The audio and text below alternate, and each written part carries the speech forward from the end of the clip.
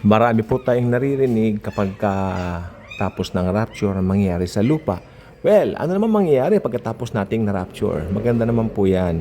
Ito po ang masasabi ko po diyan. Dahil ang Panginoong Jesus, mahal na mahal po tayo, magbibigay po siya ng mga reward sa atin. Okay? Ito po yung Bema Seat of Christ. Okay? Hindi ko lang po alam kung 7 taong singkad na nagbibigay siya ng reward, pero ako naniniwala po ako dahil hindi naman po sakop ng time and space, no? Ang kalangitan. Magagawa po ng Lord yan sa napakadaling panahon lang po. At kung ano yung gagawin natin doon, hindi ko po alam, pero tiyak majestic po. Okay? Punong-puno po tayo ng kagalakan. Maaring makita po natin yung mga mahal natin sa buhay na mananampalataya rin, yung mga dating na ka-Bible study natin, mga ganon. At syempre, makikita natin ang buong kalingningan ng Panginoong Hesukristo. Ang Panginoong Jesus, siya po ang kaliwanagan ng buong sangkalangitan at ang buong mundo. Siya po talaga. At may tsuri na nagsabi, yung isang pastor na nakausap ko, very wise siya, very wise. At talagang inaaral niya ang Bible. Sabi niya, ang makikita lang natin doon sa Godhead ay ang God the Son. Dahil ang God the Son daw, nagkatawang tao. Yung Father, hindi naman nagkatawang tao. Okay? At hindi rin nagkatawang taong Holy Spirit. So, Spirit po sila. Okay? At sabi ng pastor na yan, makikita lang natin doon ang representation ng Diyos ay si Kristo. May sense po kung ganoon. Kaya makikita po niya mga representation ng Godhead. Madalas nakikita lang po si Christ. Tapos liwanag po yung nasa paligid niya. Pero 3 persons in one God po talaga yan. And we will be able to meet them also. At ang maganda po niyan, makikita po natin yung mga Kristiyano from the Old Testament, no, na binabasa lang natin sila at ngayon kasama na po natin sila pagdating po ng panahon na yon ng rapture. So marami pong magandang plano ang Diyos. Nakalagay po kasi sa Bible, hindi pa nakita ng mata ni narinig ng tainga ang plano ng Diyos sa mga umiibig sa Kanya. Yung mga umiibig sa Kanya, yung mga Kristiyano po, na mga binili niya ang Kanyang sariling dugo dahil sila po yung nagtiwala sa Kanyang tinapos na gawa sa krus ng Kalbaryo.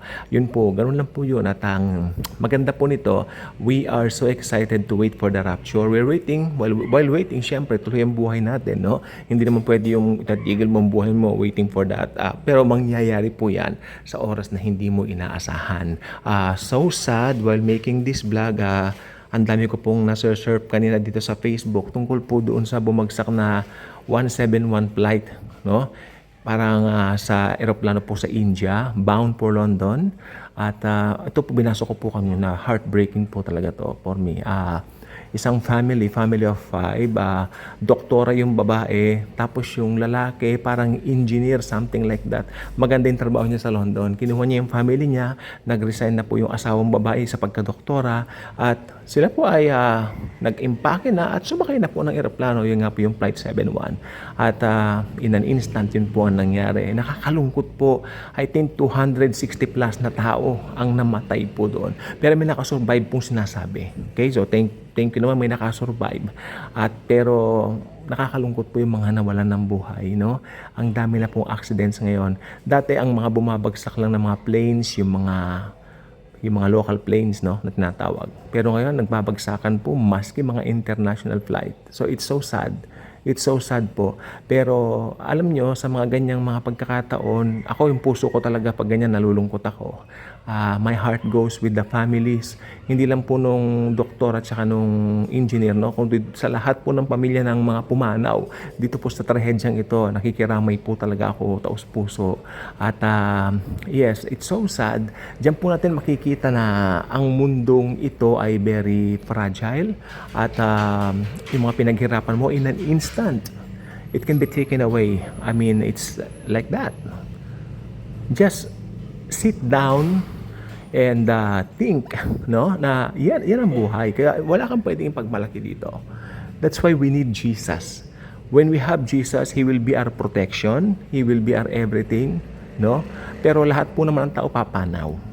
Lahat ng tao papanaw. Again, my condolences sa pamilya ng lahat ng nasawi dito sa Flight 171 na ito ng Indian Airline, no? Na nakakalungkot po. Devastated ako, nakakakita ako ng mga ganito. Mga bata pa kasing involved. nakakalungkot po talaga. And yes, tuloy ang buhay, syempre, mga naiwan, yung mga nandito pa sa lupa, tuloy ang buhay. Pero kung Kristiyano ka kasi, iba yung paningin mo na sa ganyan. Okay? Yung mga, dun sa flight na yon, kung may mga Kristiyano, nasa heaven na po sila. No? At tayo, habang nandito pa tayo sa lupa, we're waiting for the rapture. Anytime it will happen. Okay? And yes, it will happen anytime soon. Hindi po tayo nagbibigay ng it's an imminent event. Ano ibig sabihin ng imminent? Totoong mangyayari. Pero ang rapture po kasi hindi katulad ng second coming na punong-puno ng mga senyales. Ang rapture, wala po siya mga senyales. Don't believe kung magsabi may senyales ang rapture, wala po. Imminent. Imminent means it will happen. And it was only revealed to Paul. Hindi po siya ni-reveal sa ibang apostles. Paul, apostle to the Gentiles. Diba? Yes, so ang rapture po talaga panghintil. For the Gentiles po siya. So, yung second coming po para sa mga Hudyo yan. Okay, yan po yan po ang buong katotohanan dyan. Opo, yung tribulation, yan, minent po sa kanila yan. Kasi after the tribulation, mag-second coming, dun nila kikilalanin bilang Messiah nila ang Panginoong Hesukristo na hanggang sa ngayon, nire-reject nila as their very own Jewish Messiah. Pero tayo po, nabuksan po sa ating mga Gentiles ang pagpapala because sa kagandahang loob na rin ng Panginoong Jesus, kinilala natin siya as our very own personal Lord and Savior. So, iyan po ang napakaganda po nito. So, we really need to put our faith sa Lord na bago mag-rapture, ingatan tayo, protektahan tayo kahit saan tayo pumaroon. Lagi tayong magdadasal, i-claim natin yung safety natin. Yes, Jesus is everything. Jesus is everywhere. He's in control. At bago mag-rapture, masyasyak ka na lang, nakaharap na natin ang Panginoong Hesukristo na nagmahal sa atin at nag-alay ng buhay para sa atin. God bless everyone.